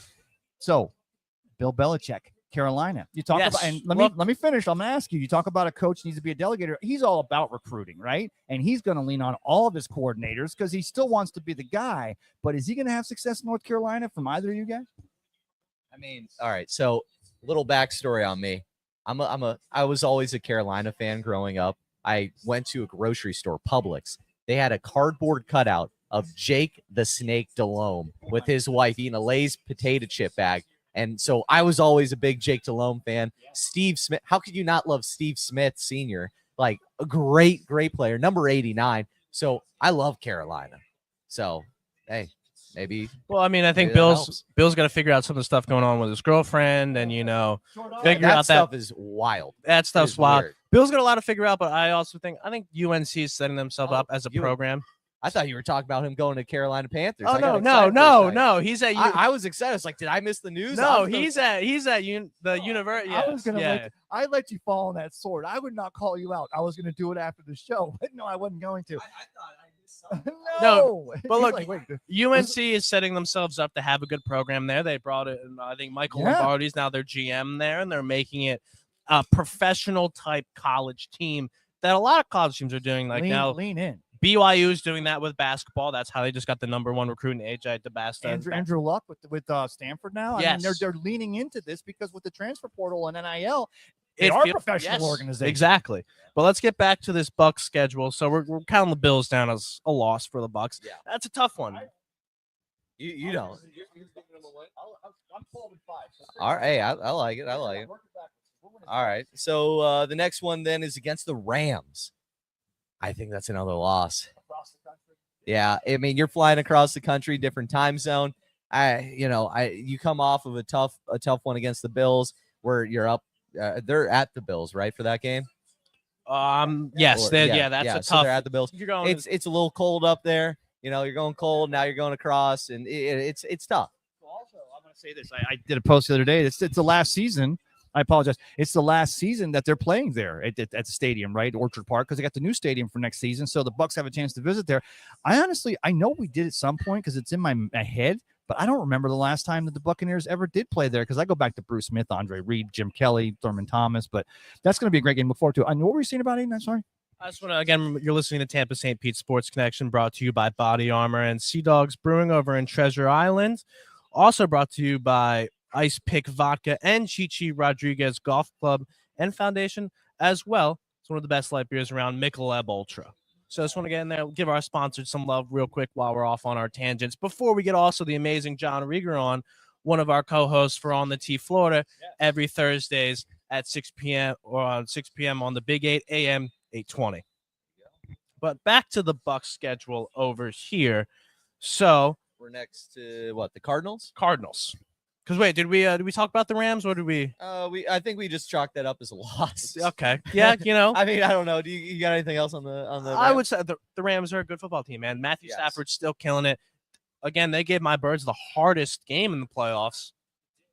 They're dangerous, man. They got a great defense. Those two FSU guys they have on their line in Jared Verse, and I'm blanking on the other dude's name, unfortunately, but both FSU alums, FSU rookies last year, and they make probably the strongest D line in the NFL. So Baker's going to be having a lot of running to do, But yeah, you guys both sound. By the way, this Mick Ultra, it's actually really good. We saw it in the bag. I hope it's not against the rules. I mean, we're on the radio, so I'm really not drinking any beer out here on the Tampa St. Pete Sports Connection. Go ahead, continue. I'm sorry. No, it's all good. Let's just get on rolling into the Cardinals. Yeah. Kyler Murray, we know what he is at quarterback. He's going to produce magic plays, but can he ever really do the drawn up quick fire offense? I don't know. Does a new Call of Duty come out during that week? Dude, it is in November. It is in November. That's in November. I think that this is a W. I think he is too focused on the new Call of Duty to really lock in against the Buccaneers. He has to get his stream going just like we have our stream going. We don't have a big fight to fight. It's not a football game that we have to. We just have to talk. And I think, it's a little bit different. It translates different. So I think that that's a victory for the Buccos. Yeah, I agree too. I think Arizona really, they have, they got Marvin Harrison Jr. there now. He was not what we all expected him to be as a rookie, but I do think he will progress in his career. I still think he will be one of the best wide receivers out of that stacked wide receiver draft class. But also, they got their great tight end. I'm sorry, I'm blanking on his name too right now. So they do have a dangerous offense, but there's really, outside of their defense, Buda Baker was their leading tackler last season. When your safety is your leading tackler, that's not a good sign of a good defense. No, it's not. It's going to be one that is very dangerous, and I think the Bucks roll right past the Arizona. Absolutely. And for me, it comes down to the fact that it's on November 30th, right? Which is like right after Thanksgiving, and what kind of, how the Bucks going to have some home cooking. What kind of team are you going to find in the Cardinals that got to travel all the way across the country and play on Thanksgiving Day weekend? So I think that goes into it. I'm all about the feel, and it's going to be cool enough or late enough a year. Humidity shouldn't be a big object, but I'll tell you what, when Kyler does lock in, and then when he starts rushing, if the Bucks defense doesn't keep their, contain their lanes, that's when it scares the crap out of me. All right, the next game, we got the Saints at home. You guys, do you realize that 4 of the last 5 Buccaneer games, we've seen it every year in and year out, they're making them division heavy at the end. We got 4 division games in the last 5 weekends, 2 of them against the Carolina Panthers. How's that going to help the Buccaneers with their schedule in 2025? I think this helps us a hell of a lot. I think that we have a fairly easy schedule for the team that we have. I mean, Grant, you finish Saints, Falcons, Panthers, and then Dolphins, and then Panthers again. Those are all the division rivals, and none of them are really anything spectacular. I think the Panthers, again, are the only team that will challenge you for this division title. Wow, that's a deep like I brought up before, I'm a low-key kind of Panthers fan, and I don't have any faith in them whatsoever. I think that just shadows how horrible your division kind of is this year. It's so bad. That the fact that the Panthers are the ones that are the only challenge to you. I think Bryce Young can put it together at quarterback. They got him some good weapons. I think the Panthers are sneaky, man. They played good last year. They had a strong end to their season last year when they got Bryce Young back in the starting position. So I would be, I do think the Bucks can handle the Panthers, but I think you'll probably split the series. I think the Panthers get one. I just want to say, with all due respect, coming from a guy whose main team is in the NFC least, and the reason why I say that is because if it wasn't for the Washington Commanders in 2024, with the Giants and the Cowboys, you guys were right there with us. We got 3 and 4 teams. 100%. Still a little bit less than you. 100%. When I'm going to tell you right now, we also have the nicety of having a weak division. I can count off 2 wins for the Giants. I probably can count off 2 wins for the Cowboys again this year. You guys year. Opening weekend against the Cowboys, right? Yeah. Does that scare you now? No, that doesn't. Yeah. I think that was a really dumb move by the NFL scheduling. I think it's going to be a blowout, a very boring game for most neutral fans. You got this defending champions. Everyone wants to see that. You got what's going on there with the new head coach and Callahan. Wait, I'm drawing a blank on these names. Brian Callahan, the new coach there in Dallas, who some say he didn't deserve the job. I'm trying to keep us going here because we're going to have John Reger on talking PGA Championships this weekend from Quail Hollow there in Charlotte. But so we've covered the Bucs schedule. I mean, kind of, sort of, pretty good. I think. I heard. Dolphins. I think didn't talk about the Dolphins game. Yeah, Dolphins game. Oh, I think that's a win. I don't think you think that's a win. Okay. Mike McDaniel's another one who is his whole thing is his scheme. Mike McDaniel does not have a culture over in Miami. His scheme is what got him the job, and it's what he's relied on as the head coach. He doesn't do any coaching. I don't think he does not have a culture over there. And look, does Mike McDaniel draw up some beautiful, crazy plays? Of course, as he has a super speedy offense. But when Tua went down and when Tua's not firing, that team has nothing. I agree, and Go ahead. No, you go. No, I'll back you up because his thing was Kyle Shanahan. He was going to bring that zone blocking scheme to Miami, but then you got Waddle, you get these superstar receivers, you got Waddle and you got Tyreek Hill, and I think that he all of a sudden switched gears entirely and they went away from that zone blocking. And I think you're right. He doesn't bring a culture. He's about the scheme, and I think that's why you see a shallow Dolphins team the way they played the last couple of years. I think he's too cool for the NFL. He's over there. He's always like, I'm dripped out, whatever, and then they take his vape away from him. I think that's crazy. You need to give that man back his vape machine, whether it's a Geek Bar, an Elf Bar, I don't care what it is.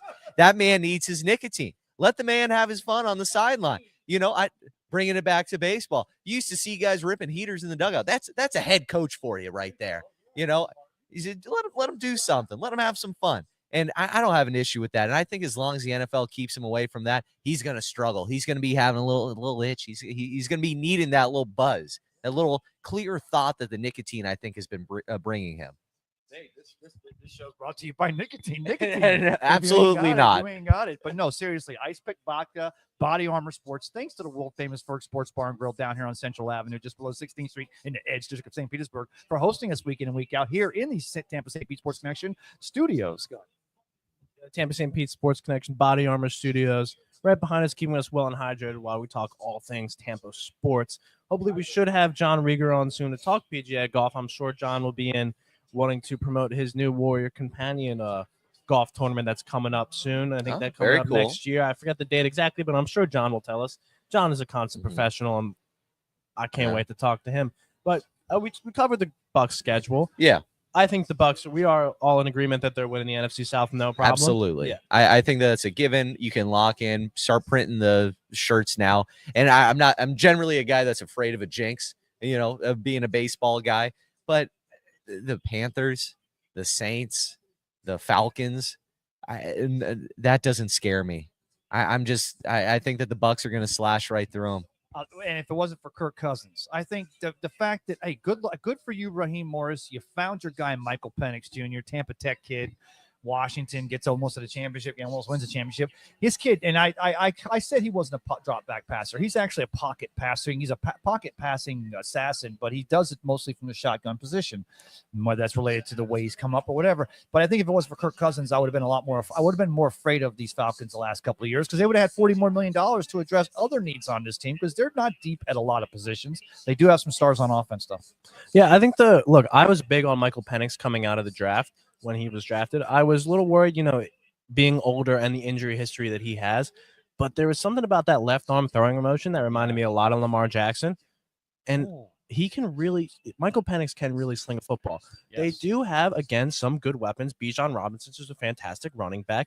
Their receiving core is solid. Drake London. I mean, they got some dogs. It's just, again, their defense is what worries me. It seems like Justin Simmons is leaving in their safety position. He's been flirting with my birds for the past couple weeks from all the reports I'm hearing. That he wants to return. He wants to come up and play with. Needs to accumulate another decent player. That's the Eagles' narrative. Look, man, I don't think we can afford him, so that doesn't matter. But I'm going to continue with the Bucs and the Falcons talk. So the Falcons are not a team that I would really worry about as a Bucs player, like as a Bucs team.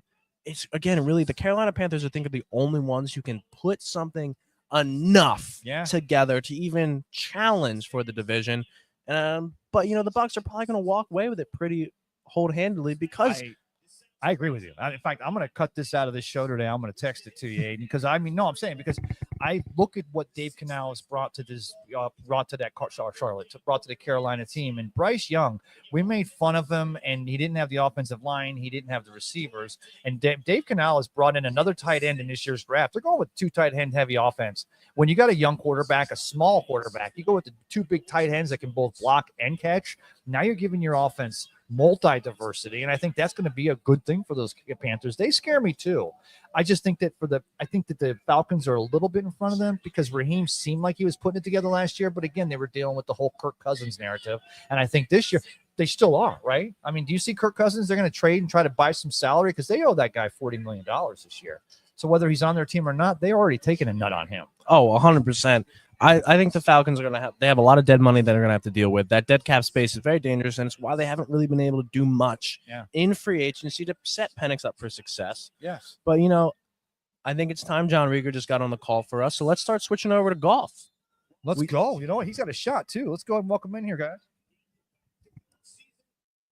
Hey, well, gentlemen, it's great to be on the show this great Saturday of the PGA Championship. For our listeners out there, my name's John Reger. I'm the co-host of On the Tee Florida with the hack, Mike Rickard, who obviously is still convalescing, recovering from his surgery. So I know he's listening. So I know you guys have been behaving all hours. So I'm going to have to behave on this check-in here. I enjoyed listening to your show earlier, talking about the football schedule. I mean, I guess it's not too early to start talking about it. I guess they just came out. I was watching I think it was Instagram or something. John Gruden was up there with Barstool Sports, and he brought this big box in with the Tampa Bay Buccaneers schedule that, and then he unpacked this box. I thought that was pretty cool. So, but anyhow, PGA Championship, Quail Hollow, Charlotte, North Carolina. It's the 2025. Now, they had it there in 2017. Justin Thomas won. Unfortunately, he missed the cut. So there's a lot of anticipation to maybe have a brand new winner, someone who's maybe not ever won a major championship before. Hey, give everybody a quick leaderboard. Jonathan Vegas is leading at 8 under par, shot 64.70. And he's an interesting story. He has not been playing well this year on the PGA Tour at all, not making many cuts and not having any top 15 finishes. And he's leading the pack. And, watching the broadcast the last couple of days, Brandel Chambly from Golf Channel kind of noted that it looks like Jonathan's chipping and putting very well. So look for him. He's a rags to riches story. He's from, Venezuela, came over to the United States, didn't have two nickels to rub together. A local club pro out in Arizona took him in, and he's had quite a PGA Tour career. Second place at -6 is Matthew Pavon. He's the Frenchman. Okay, and you may remember him earlier. I don't know if those guys are avid golfers, but he won a tournament at Torrey Pines here a couple of years ago, and for his breakthrough. And then Matthew Fitzpatrick is -6, along with Siwoo Kim. And Matt won the U.S. Open, and Siwoo Kim is one of the popular favorites out there who made a hole-in-one on the 250-yard par 3 out there. So good leaderboard. But if you're looking at the leaderboard, our listeners out there, they go to pgachampionship.com and you can really keep up with it. Just like the Masters has an app, so does PGA have an app to be able to, to watch a little bit more of the broadcast, get some extra coverage, things like that. But the 800-pound gorilla in the room is last year's headliner for getting arrested at the PGA Championship for driving past a security guard, Scotty Scheffler. Scotty Scheffler's tied for 5th. He's just hanging around. He's not playing his best golf. Stokes gained to green. He's not playing that well. 69, 68, very solid. I'm going to look for Scotty Scheffler to move up the pack. Plus John Rahm. John, what do you think Scotty Scheffler can put his couple of good swings together and get into the top of the pack and get out of that 5th place? And because Scotty Scheffler was the guy who I thought would be the front runner for our PGA Championship this year. I think he's going to win. I think he's going to so. win. You're in agreement? Yeah. He's not played his best golf the last 2 days, but he's hanging in there. So definitely, I picked him to win earlier in the week. When I was looking at listening to all the Champs statistics and going over with Champ Sharp on Bettor's Clubhouse here on Tuesdays on the Tampa St. Pete Sports Connection, Scotty Scheffler was the guy who stood out to me as our clear winner for the PGA Championship. But as we saw, especially when I was waiting to produce on the Thursday for the On the Tee Florida, I was looking, man, we really had none of these big boys in the top leaderboard. It was a lot of unknown guys up there. So what do you think led to a lot of our heavy hitters falling down the pack, even though they're kind of figuring it out a little bit now with Max Homa and Scotty Scheffler tied for 5th and Siwoo Kim up there tied for 2nd? But one of our little less known golfers, what led them to have the best first day? Well, backing up a little bit, talking about some of the top names aren't there, like Rory McIlroy's not contending, is that there was some controversy earlier in the week. Rory, they discovered on Tuesday that he was using a non-conforming club. Now, the slang for it on television, they keep calling it an illegal club. That makes it sound like you're doing something illegal, like you're Lance Armstrong and you're doping or something like that. It happens all the time out there in the tour when they inspect golf clubs, and TaylorMade gave him a club that wasn't quite conforming. So, but the announcers called it illegal. So he had to switch drivers, and he's last. He's only hit 10 out of 27 fairways, and he's last place in the percentage of fairways hit. So that obviously affected it, but they didn't really come out and let the general public know that until the start of the tournament. And if you noticed, especially with Champ and and how odds are as far as gambling and golf, is that they got to do a better job letting the whole world know that, okay, Tuesday night Rory had to replace his club, because the whole world's betting on him like he's going to win, where that could have been a big factor in his play. And also another big factor in the play is the wetness out there. It has been really wet, and so the first day especially. And there's a lot of mud on balls. And when you see errant shots, especially of like Xander Schauffele, and you look at Scotty Scheffler hit an errant shot, when you hit it that far offline with an iron out of the fairway, there's mud on the ball. And that also has affected greatly some of the scoring out there. So it's kind of hit or miss. Even Shane Lowry, I think it was yesterday, he hits a tee shot, the ball doesn't embed, it hops, and it ends up in a pitch mark that somebody else had, like a divot, but it wasn't a divot. It was a pitch mark. It looked embedded, and they wouldn't give him any relief. And he gave the one finger salute to the golf ball after he holed out for bogey. John, Yeah, I'm glad you explained. I'm sorry, John. I'm glad you explained that though about Rory, because I'm like, why is he fighting? And he was still trying to fight to get back in there. And I'm glad you explained it. They must have covered it on the coverage, but not on the abbreviated coverage that I was watching. This is Ray, by the way. John, I had a question for you about Kim Si-woo's 261 yard hole in one yesterday with a 5-wood. This is the guy we've seen on Full Swing. This is the guy we want to, shotgun a beer, pardon the expression, and then watch him go out and just have a great golf game. He seems to be an everyday kind of guy for the younger generation. Is there a chance he's going to continue to stay up top of this leaderboard here in the championship this weekend at Quail Hollow? Oh, without a doubt, I think he will. I mean, he's going to be contending. He's got a very solid golf game, and he's been contending in a lot of the majors, a lot of top 15 finishes. And so I think, definitely look for him, the leaderboard. Today's moving day, what they call it in golf, where on a Saturday you go and that's when you move up the leaderboard a little bit to get in contention for Sunday. So Scotty Scheffler obviously will be moving up, but I think he will too. So I saw some news earlier this week. It's a sad day in the golf world. Morris, the Gator, passed away. He was, of course, the Gator from Happy Gilmore. Is there ripples now in the world of PGA golf because the alligator, who of course famously bit off the hand of a golf pro, is everyone sad that he is gone? Well, maybe they'll get a taxidermist and stuff him and put it in the 19th hole, and they can tip one up to old Boris the Gator. So, John, what do you think of Quail Hollow as the location for the PGA Championship this year? Well, they've hosted the PGA Championship in the past, 2017, when Justin Thomas won. I was up there 2 years ago, 2022, actually, 3 years ago for the President's Cup up there. It's a great golf course. It's a great design. Charlotte's a wonderful place to have a tour event.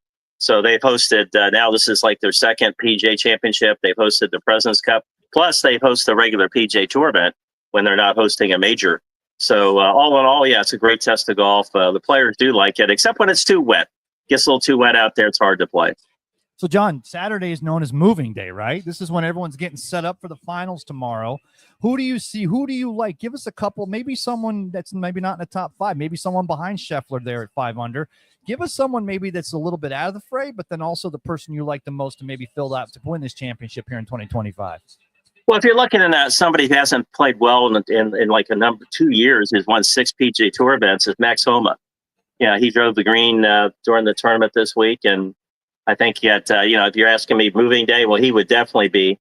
And the other thing is Ryan Fox, who just won his first PGA Tour event. It was the opposite event of the regular tour event last week, and he just won his first one in a playoff over Garrett Higgos. So he's playing very well, and he's tied for 7th, so he could move up today.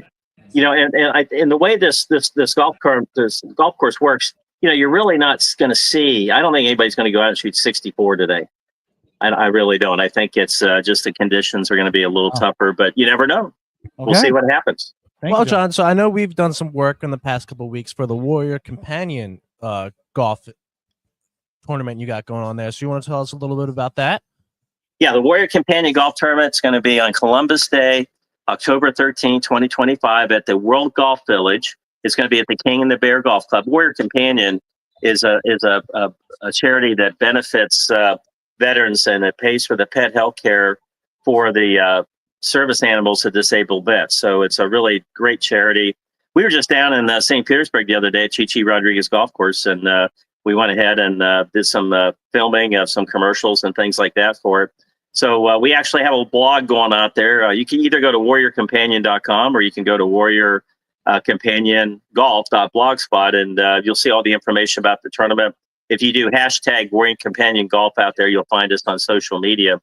But we're looking forward to it. We actually are going to have some of the vets that are benefiting from the charity and their dogs with them. In fact, we just started a podcast, national podcast on Biked Up, called Warrior Companion, and it's called a podcast, which is PAWDCAST. Nice. And not only do we talk to these veterans, we have their dogs on too, just to show how much of an impact these animals have made in their lives and saved their lives, quite frankly. So we're John. looking forward to a great tournament. So anyway, sounds like we're getting ready to the end of the show.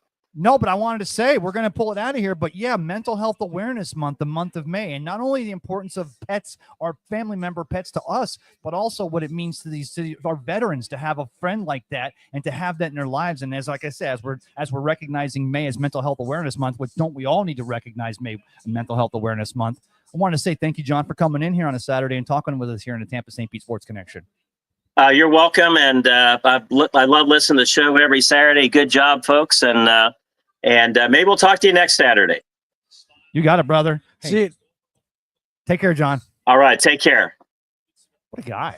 Oh, dude, John He Reger. knows his stuff. Consummate professional. John Reger is one of the smartest minds in the golf world. I love listening to him every Thursday when I'm producing on the T Florida. Yes. Unfortunately, he doesn't get the biggest section. It's really nice to hear him talk just about the leaderboard and about the PGA. Yes. When, I don't. You're off. I play more golf. You play more golf than I do, actually. You should be on this.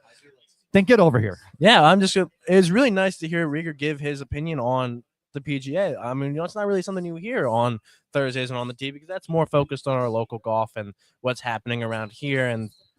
But it was really interesting to hear his opinion. I do agree with him hearing about Scotty, so that was nice, get a little bit of reinforcement there, But also it was really interesting to see Max Homa up there. He's really struggled recently. But he's been playing good, in this moving day. Will he keep going up or will he fall back down and one of the big boys take his place? Who knows? Last year where Homa was so dialed in. I mean, you figured he was going to, and then I love Scheffler. Again, they had a featured piece on ESPN last night on his arrest again last year at Valhalla. Yeah. And, they went into Ubering. Oh, he's Ubering now? I'm almost certain he's Ubering to every match. At least I would turn that into a little Uber sponsorship. But there you go. It's all about sponsorship, Submarine Ben. I will take an Uber sponsorship. Thank you very much. Whoever wants to give it to me. Have we not covered? We didn't talk a lot of prep sports. I mentioned that Osceola had their spring game last night. They didn't do too great, but it's all about setting that bar, letting your program know where they are. Of course, you said the Warhawks have theirs this coming Tuesday. Yeah, yep, it's coming up. I will be, of course, the lead ticket taker. You are the guy. Coach Botham will be out there, holding down the fort. I grease your palm when I come in the door. I always, hey, man, good to see you, brother. I appreciate all the kickback I get with that. Yes. Brad Richardson, the voice of the Warhawks. Yes, throw a little love. Make sure to give you exclusive access to any standard admission. As long as it's on the away team side. Correct. Although I moved back over this last season after the game to get a look at that marching band because they were getting ready to go perform in the Rose Parade. Yep. And what a fantastic job they do there at Seminole. Shout out. Yeah, we actually had them on the radio show earlier this year. I saw it. It was a great show. And they played in the background. It was very cool. And, Mr. Madren, he does a great job with that team. And, of course, he was Teacher of the Year last year for Pinellas County School. Well, actually, I think he won for the whole state, actually. They treated him really well. He's a really great teacher, a great band director, and a great guy altogether. Okay, I'm going to pass the mic on this. I'm going to ask you guys a couple quick fire questions before we end the show here. Panthers lost last night to the Maple Leafs. They go to a game 7. Yeah. We don't like the Florida Panthers.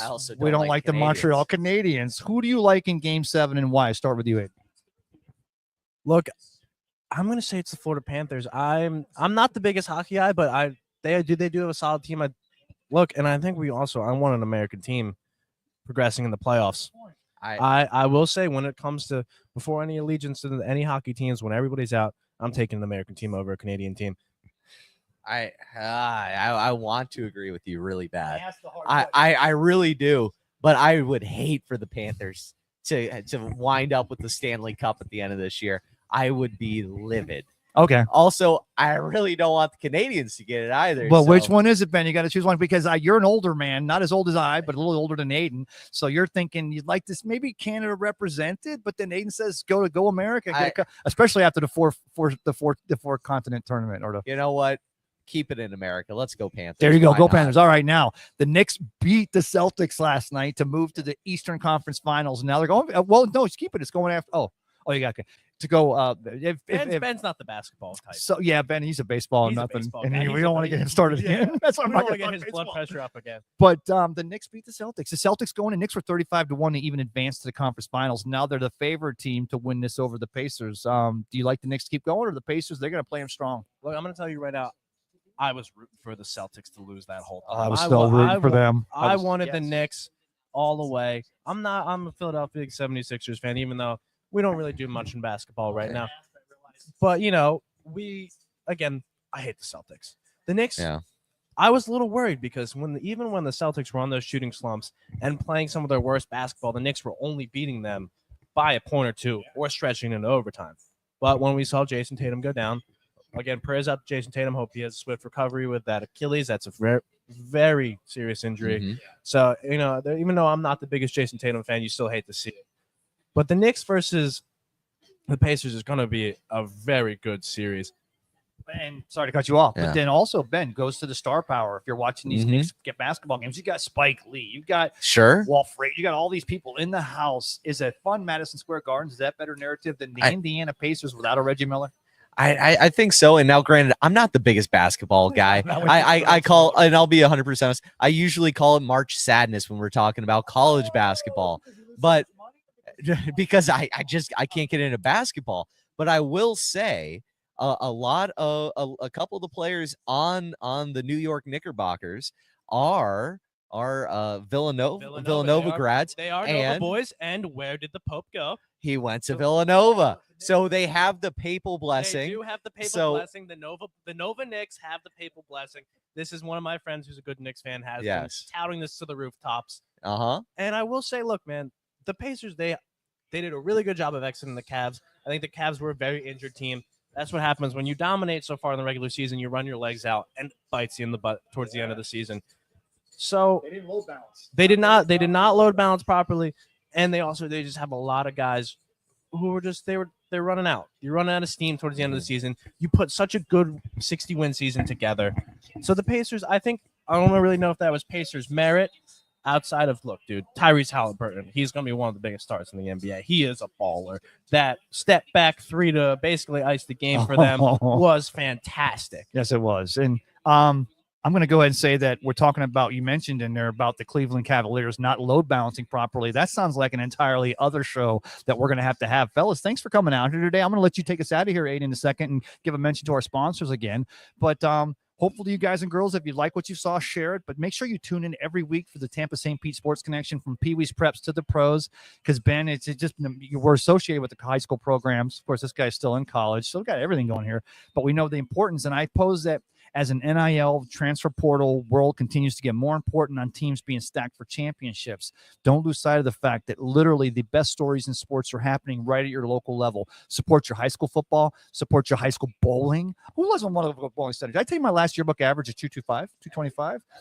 It was at Kansas City Crossroads, and the lanes were wood and saturated, but I'll give myself credit on that. Support your local high school sports, because that's basically, we talk pros, we talk college, but we're Pee Wee's Preps to the pros here at Tampa St. Pete Sports Connection. Do me a favor, Aidan, take us out of here. I just want to give our one final thank to our sponsors in Body Armor, Sea Dogs and Ferg's Sports Bar and Grill. Also, thank you to Ice Pick Vodka and Michelob Ultra. But for Emily Peterson, unfortunately, Brandi Winans didn't get on the show today, but still for Brandi Winans and her book, Unbreakable Strength, John Reger, Joe Bordeaux on the controls at Radio St. Pete, Ben Botham to my left, and Ray Kennedy to my right, for still our great host, Mike Rickard, who is listening in. Thank you for listening to the Tampa St. Pete Sports Connection, and wishing you and your families a fabulous weekend. And as Mike always says, God bless you, God bless America, and as always, to have a championship week.